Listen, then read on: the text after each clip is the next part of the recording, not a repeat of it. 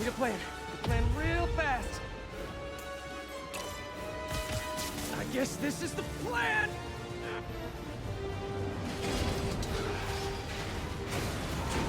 Come on, Pete, you got this. You got this, you got this, you got this!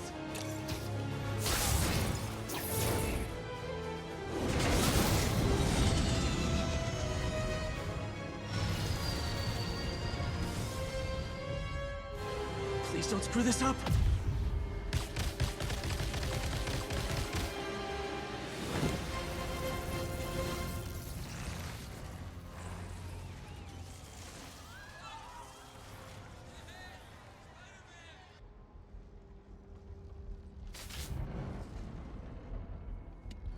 These masks are so awesome. Where do you get them? Oh, it's solid! Cool, thanks. Do they have a website? Yes! Whoops. Hey, Yuri. I caught the bad guys, but... But what? You might want to bring a ladder.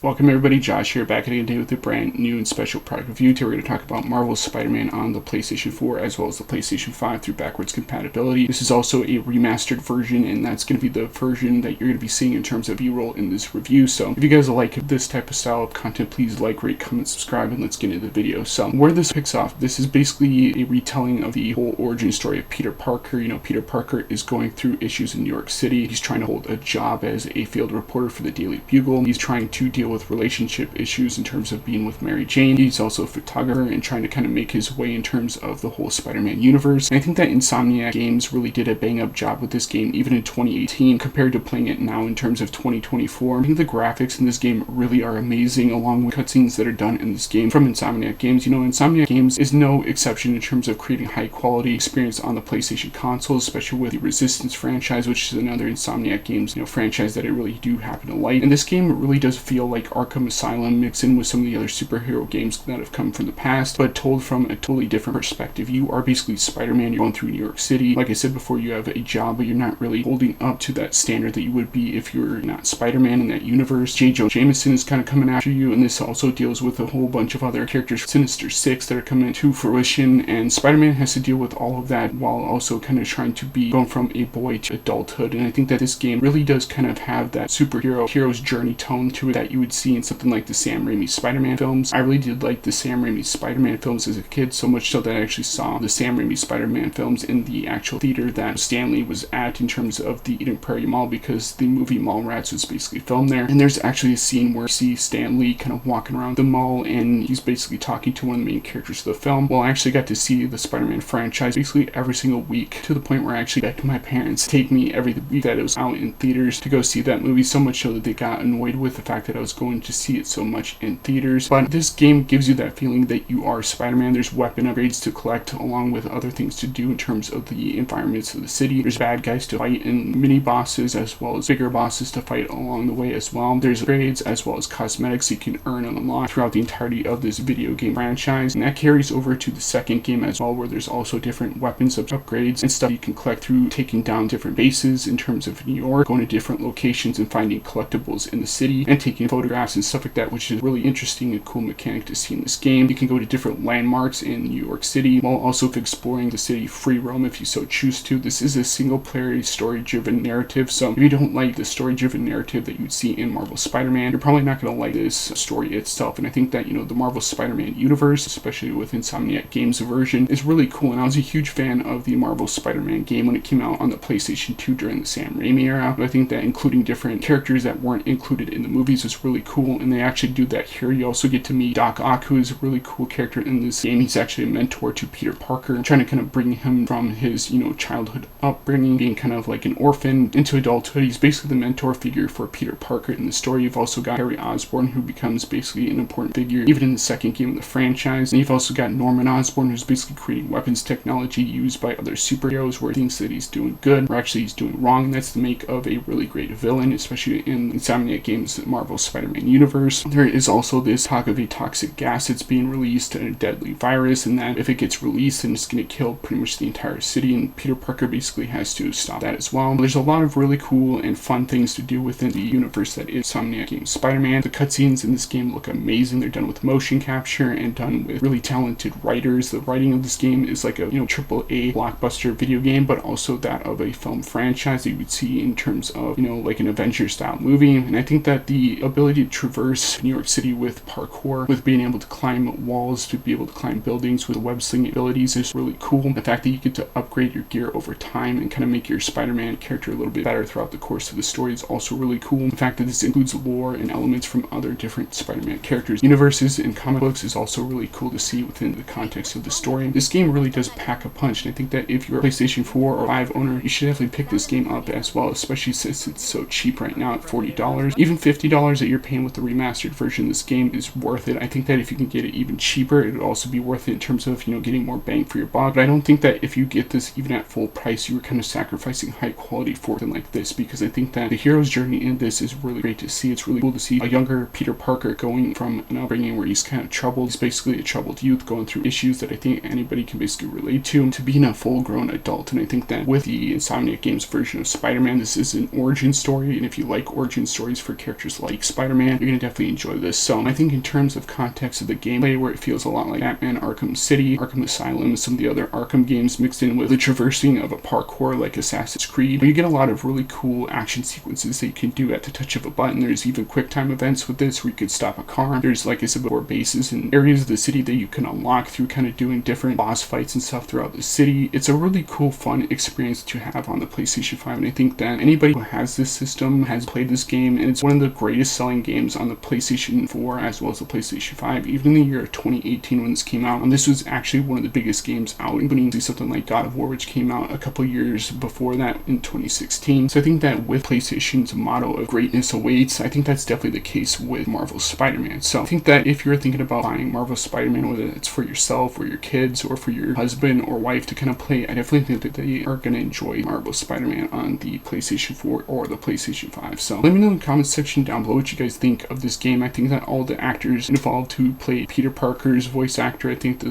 voice actor who did Mary Jane and Doc Ock and Harry Osborn and Norman Osborn, all those actors combined really did a really stand-up job in terms of the context of the story. I don't think that any of them really felt like they didn't have a place in this universe. Even the bad guys really did a great job in this. So I think that with that being the case, sometimes in these superhero or video games, they can kind of get lost in the sea of the bombastic visual effects, the storytelling. With this game and this franchise, I think that this is definitely a AAA game that's worth playing. So let me know in the comment section down below what you guys think of Marvel's Spider-Man. Did you like it? Did you hate it? I know that some people have issues with the second one, which I definitely do plan on reviewing at some point in time in the not so distant future. What kind of iteration of Spider-Man is your favorite, whether that's from the movies, video games, or the comic books? Let me know in the comment section down below what you guys think of Marvel's Spider-Man as a whole. And as always, guys, rate, comment, subscribe, and I'll see you guys in the next video. Peace out.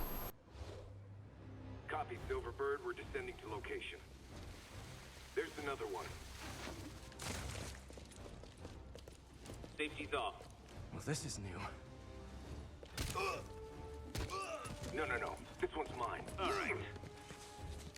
I'm executing this son of a... Hey! That's not how we do things. Down! Down! Code SM1. Whoa! Before we do this, who the hell are you guys? Code SM1. Code SM1. Holding for orders. Copy Code SM1. I have a visual. Hold for Silverbird.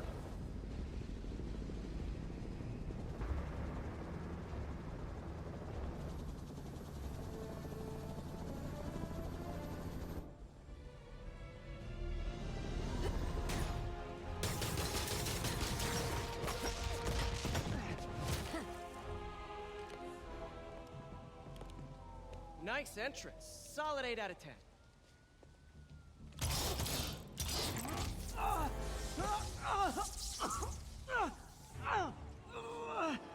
9 out of 10. Release him. He works with us.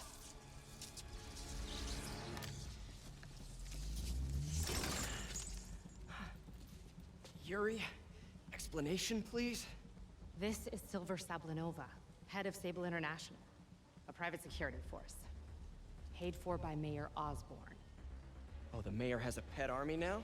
Next time you get in my way, I will not be so gentle. Go. We'll talk later.